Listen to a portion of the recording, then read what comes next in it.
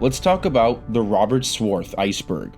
Before we begin, there's two things I want to mention. One, this is going to be a relatively short iceberg as a lot of the stuff I'm going to talk about has little to no documentation at all. And despite being one of his more known works, I will not be talking about Uncle Walt in this video, as I've already done a very long and extensive video on the topic of Uncle Walt. So if you want to know more about Uncle Walt, I highly recommend you check out my documentary on the whole situation and what we currently know about it.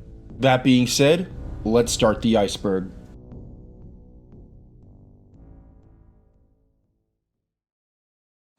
Starting level 1, we have Close Encounters of the Third Kind. Close Encounters of the Third Kind is a extremely famous extraterrestrial film.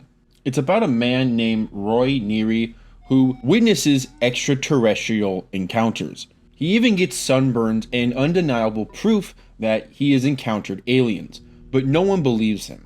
That is until the very end, where the aliens finally reveal themselves and all the resources of the government try their absolute hardest to communicate with this extraterrestrial force. The movie ends with our protagonist Roy leaving with the alien. Source specifically worked on the part of the movie where the government is using musical devices to try and communicate with the alien ships, with the alien ships responding in their own form of light code. If you've never seen this film, then I highly recommend watching it. Even though I kind of technically spoiled the whole thing in a few seconds, it is still a fantastic movie to watch, and the visual effects, especially the ones from Swarthe, are very good to say the least, and I still think they've aged very well. The Outsiders is a film based off a novel, which takes place back in the 1960s. There are two rival gangs, one being the Socs and the other being the Greasers. Both are kind of teenage misfit gangs that get into trouble, and when the two gangs collide with each other, there always ends up in a fight and sometimes a bloody mess. Swarthe was specifically responsible for the church fire scene, trying to make the effects and animation of the fire in this section of the film to be as good as possible. And I'd say he's done a pretty damn good job. Now, I don't know which effects specifically were his, but if I had to guess, it was probably some of these front shots here, but don't quote me on that. What I do know is, it's not a very smart idea to have your main cast constantly run through and past fires. So it makes sense that they needed someone like Robert Swarthe to add some fire effects in post, just to ensure the safety of the actors who were on the set at the time. Star Trek Motion Picture is the very first ever Star Trek movie and would be one of Swarthe's Academy Awards. It would get nominated for Best Visual Effects, losing to the 1979 horror film Alien. Swarthe shared the nominee with a group of visual effects artists to get Star Trek the Motion Picture to the Academy nominee in the first place.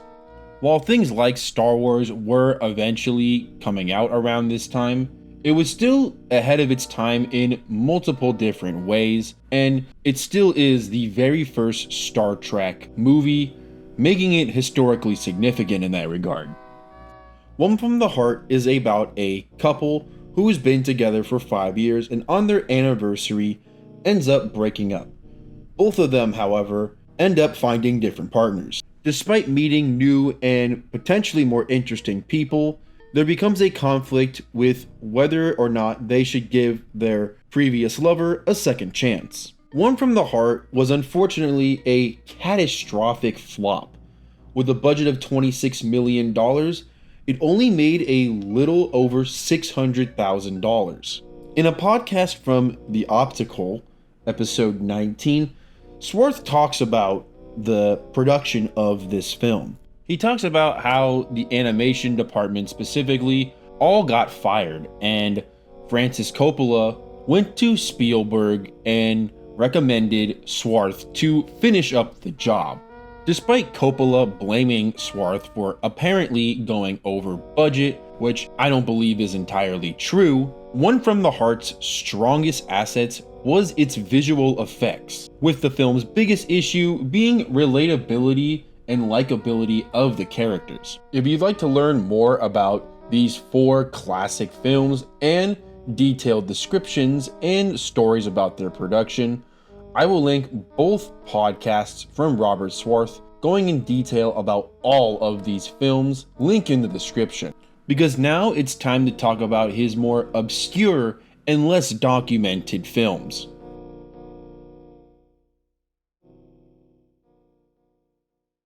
Now it's time to get a little more experimental on level 2, starting with the unicycle race, a very interesting film about 2 kind of stick figure legs, one being an orange kind of ish brown, the other being a turquoise green. The 2 legs don't like each other and are clearly enemies.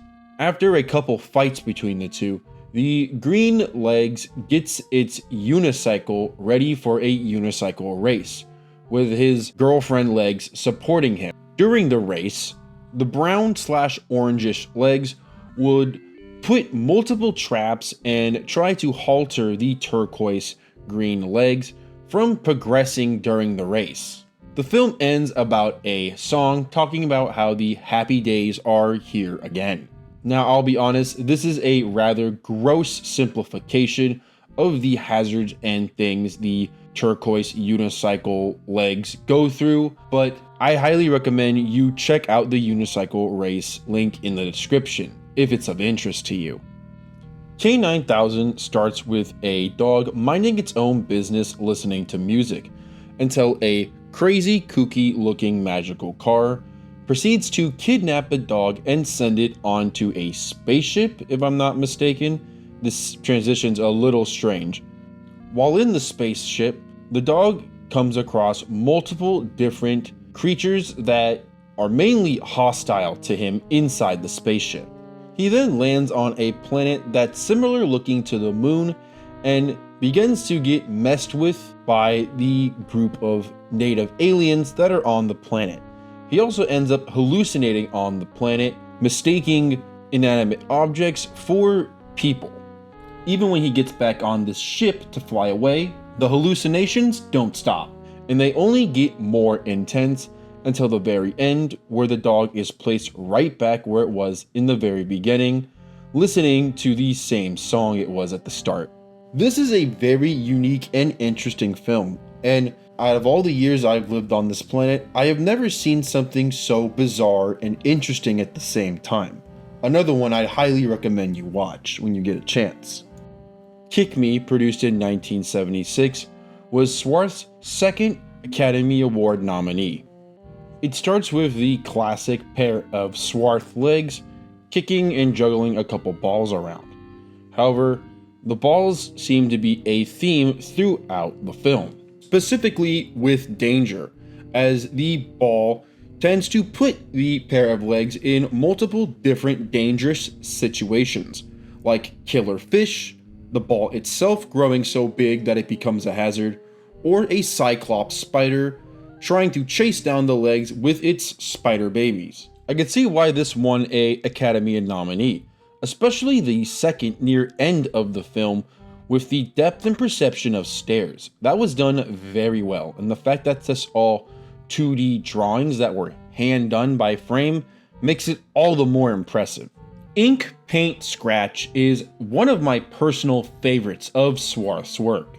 This is where Swarthe himself teaches you how to use various methods of using frame animation on film reels. Not only does he show himself working on each little frame, explaining how the effects and animations work, but he also shows what the final results of his doodles end up becoming.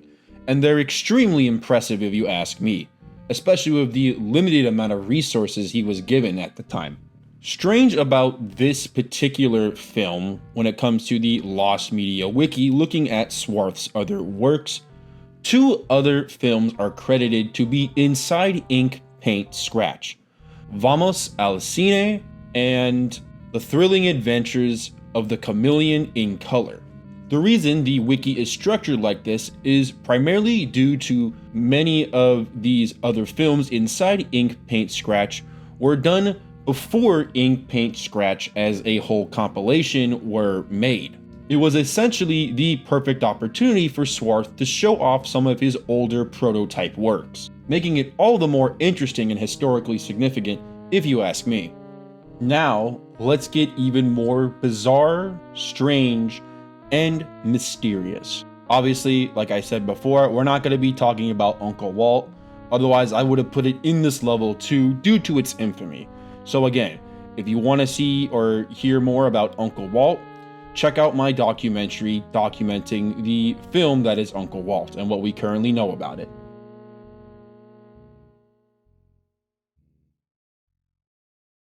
Now, for level 3, despite many of these films being lost and mysterious, there is little to no documentation on the vast majority of these films, and a good chunk of them don't even have descriptions. So for level 3, we're just going to be talking about the ones that have a description. And I'm only just going to read the lost media description of them, as it's kind of hard to dig up some of the original sources of them, and like I said, that's what the Lost Media Wiki already kind of did. First up, we have The Oil Refinery, made in 1966, a spoof on industry-sponsored documentary films, with it being about the oil refining industry as a symbol of American pride. One Eye, made in 1967, described as an abstract story about drawing chairs and Mozart. Radio Rocket Boy, a live-action spoof on Republic serials about an alien from a planet named, I hope I'm saying this right, Arcola 347, chosen to be sent to Earth for their space colonization project, and features him in his adventures and problems when he lands on Earth. The Lone Dragnet, made in 1973, a hybrid film of The Lone Ranger and Dragnet, using footage and music from the shows, alongside clips from Amos and Andy, Beat the Clock, and advertisements for cigarettes and bananas. The last one, Double Side, which I think is the most interesting one, an experimental comedy short about a depressed comedian wanting to commit, but meets a similarly mermaid just as he is about to drown himself, forming a relationship as they figure out how to keep in touch romantically without in each other's deadly environments. Filmed with an HD camera at the film production company Zoetrope Studios, utilizing sets from the film Hamlet, featuring Edie McClurg and American comedian Gallagher.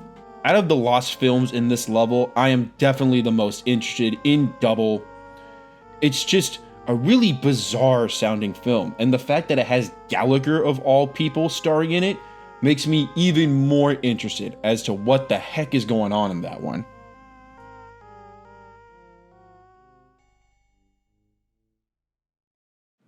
Congratulations to anyone who has made it this far in the video, as now we are on the final mythological level 4, the deepest end of the Robert Swarthe Iceberg.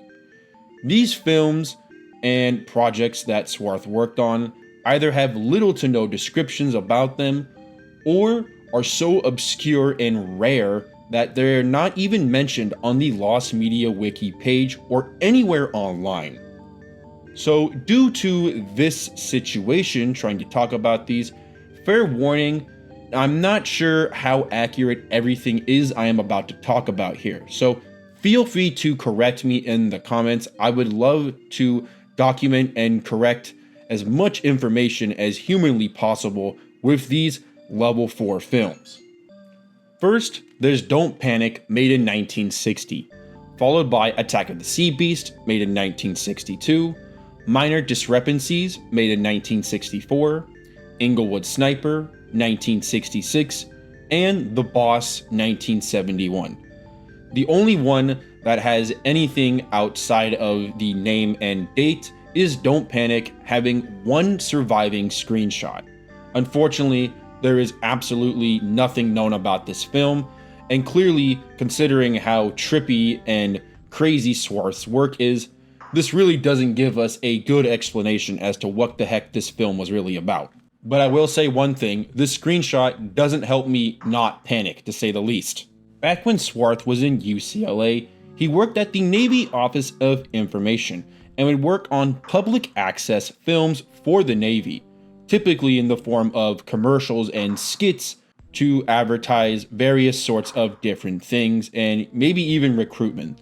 Again, this is where things become very, very, very vague when it comes to what we know about these films.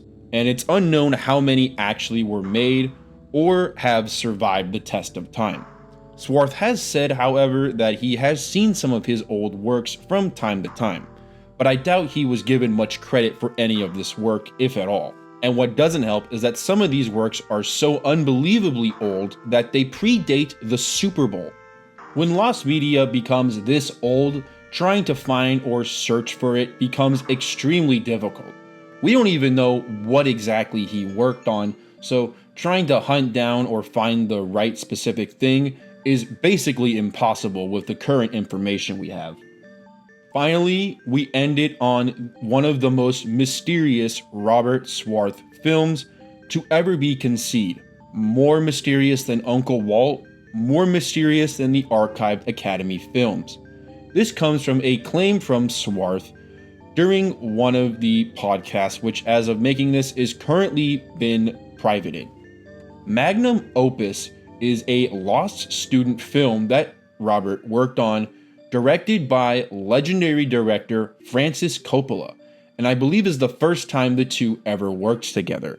Magnum Opus is a very confusing title because Magnum Opus typically refers to someone's most important or best work, and in the case of Coppola, that boils down to the Godfather franchise. So a movie with the name Magnum Opus makes it even more obscure and difficult to research. The Lost Media Wiki and the regular Wikipedia about Swarthe don't even document this lost student film, and it is completely different from The Godfather in almost every single way.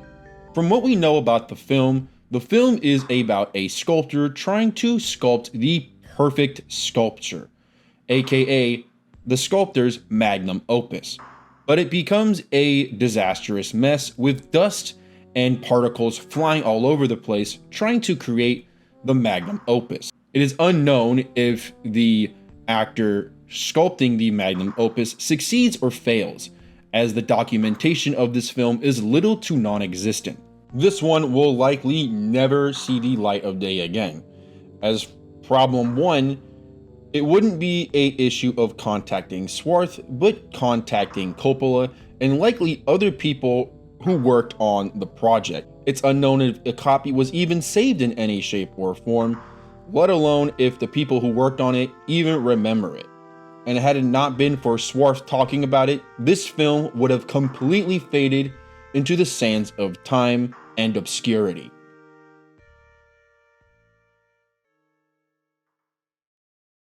Thank you to everyone who has made it to the end of the video and has found an interest of Swarthe's work outside of Uncle Walt. Honestly, this entire journey, I realized just how much more there is to the situation at hand, and I find his other works extremely interesting and entertaining. But whether we will see these other works or not is entirely up to time itself and people who have access to these films. That being said, thank you for watching once again. More content will be coming along the way, however, it will not be about Uncle Walt or anything like that. I'm pretty much done talking about this topic now. If people do have questions though, I am more than happy to talk about it, but in terms of what I can do and document / talk about, I have done pretty much every single thing I possibly could. And I didn't even originally intend to make this video, but after making a post about it, you guys definitely wanted to see it, so here it is. Thank you for watching, take care, and I'll see you soon.